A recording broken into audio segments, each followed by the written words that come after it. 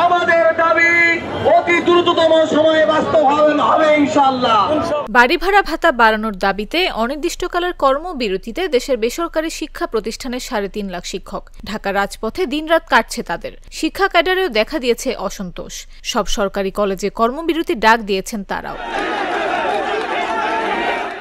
এখানেই শেষ নয়, দেশের ৬৫,০০০ সরকারি প্রাথমিক বিদ্যালয়ের শিক্ষকরাও ১১তম গ্রেডের দাবিতে আগামী ১৭ অক্টোবর থেকে ঢাকায় আমরণ অনশনের ঘোষণা দিয়েছেন। অর্থাৎ বেতন ভাতার মানমর্যাদা বাড়ানোর দাবিতে পাঠ ছেড়ে এখন পুরোদমে রাজপথে সরকারি বেসরকারি প্রাথমিক মাধ্যমিক ও কলেজের শিক্ষকরা।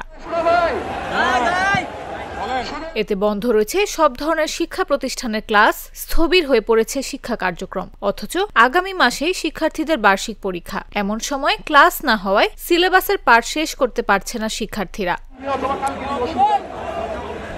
এদিকে পাঠ ছেড়ে যখন মাঠে মানুষ গড়ার কারিগররা, তখন কুলু পেটেছেন শিক্ষা মন্ত্রণালয়ের কর্মকর্তারা। শিক্ষকদের আন্দোলন ও অসন্তোষ নিয়ে না কোনো কথা বলছেন, না নিয়েছেন কোনো দৃশ্যমান পদক্ষেপ, যার ফলাফল পরিস্থিতি ক্রমে আরো জটিল হয়ে উঠছে।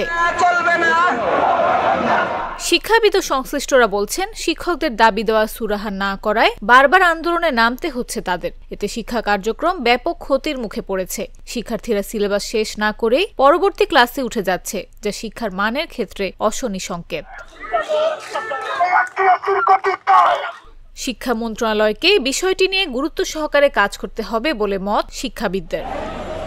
নাফিস আব্দুল্লাহ, জাগো নিউজ।